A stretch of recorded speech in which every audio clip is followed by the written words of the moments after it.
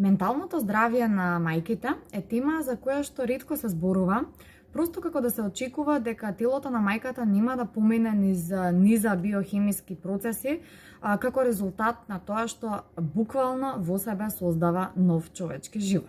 Малку почесто слушаме за постпородилна депресија. Можеби ги знаеме симптомите на кои што треба да обрнеме внимание, подолготрајно лошо расположение, отсуство на возбуда, радост, спреченост, чувство на спреченост во грижата за новороденчето, срам, неподнослива вина, чувство на промашеност, суицидални мисли и така натаму. Но неодамна на мојот омилен подкаст The Savvy Psychologist слушнав една многу интересна епизода. Што правиш? Јас се снимам. И ти се снимаш? Јас се снимам. Дојди тука да видиш. Дојди тука да се снимаш. Mama, look at me. You're so cute. I'm so cute. Така е. Дознав за 3 ментални состојби кои што се ексклузивни за новите мајки и кои што немаат врска со постпородилна депресија, меѓутоа би сакала да ги споделам со вас чисто информативно во ова кратко видео. Подкастот во кој што водителката The Savvy Psychologist Jade Wu и незината гостинка авторот Филис Грант разговараат за овие состојби, можете да го најдете во линкот во описот на ова видео и ве охрабрувам да го преслушате. И доколку ве интересира понатаму, ве охрабрувам да гуглате на овие теми.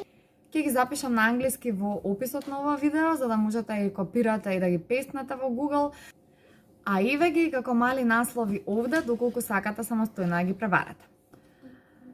Постпородилната психоза се појавува во форма на делузии или халуцинации, како мисли за лажна реалност, за кои што мајката не е свесна дека се лажни, односно и се причинуваат како да се реални. Ова е ретка појава, но е доста сериозна и треба на време да се побара стручна поддршка и помош.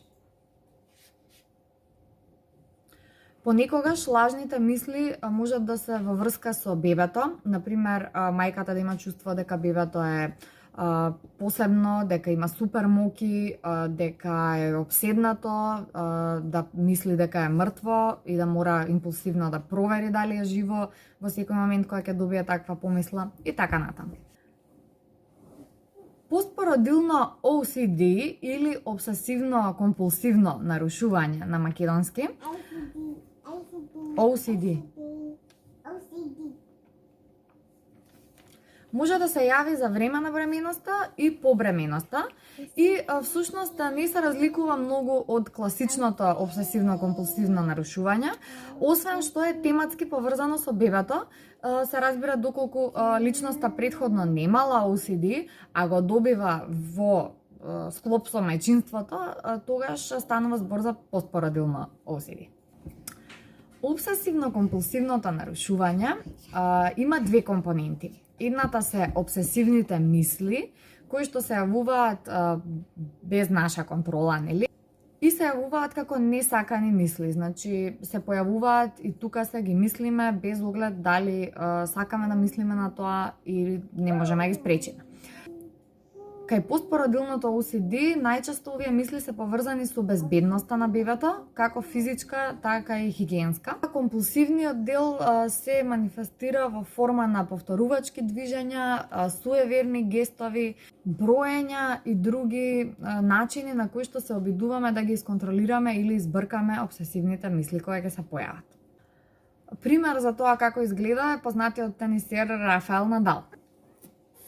Кај постпородилното OCD, например, вакви мисли се дека ќе го испуштиме бебето ако го држиме, дека ќе падне ако не го гледаме, дека нешто лошо ќе се случи ако не го протресеме шишето точно 3 пати пред да го дадеме на бебето.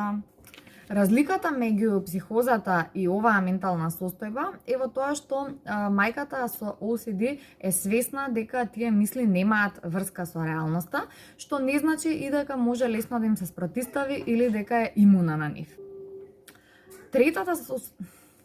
Третата состојба е особено интересна, се должи на хормонски флуктуации во телото на мајката и се нарекува димер, а тоа е кратенка за Dysphoric Milk Ejection Reflex.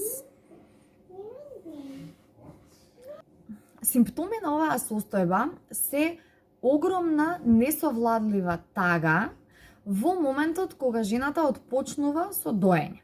Значи, во моментот кога бебето ќе почне да цица, на секој подој, мајката може да се чувствува како да е крај на светот, многу тажно, многу дисфорично и со низа на негативни емоции кои што се во позадина на тагата. Оваа состојба воопшто не е наивна, бидејќи мајката во почетокот може да дои 6 до 12 пати во текот на 24 часа, што значи секој пат одново и одново ги доживува истите негативни емоции во силен интензитет. Баш заради тоа што се јавува многу често, може да имаме впечаток дека е постојано расположение и да ја помешаме со постпородилна депресија, односно да не ја дознаеме вистинската причина зашто се чувствуваме така и да лечиме други симптоми. Се надевам дека овие сознанија ви беа исто толку интересни како и мене. И ве охрабрувам доколку не се чувствувате добро во моментов, се грижите за мало дете, задолжително да се обратите за помош или да замолите некој близок да се обрати за помош во ваше име. Притиснете лайк на ова видео, обавезно притиснете subscribe доколку си уште не сте subscribenати за поддршка на овој канал, затоа што тоа е комплетно бесплатно за вас и ќе овозможи да ги добивате во вашиот YouTube таймлайн сите следни нови видеа кои што ги објавувам на каналот. Ви благодарам многу за вниманието. Поздрав!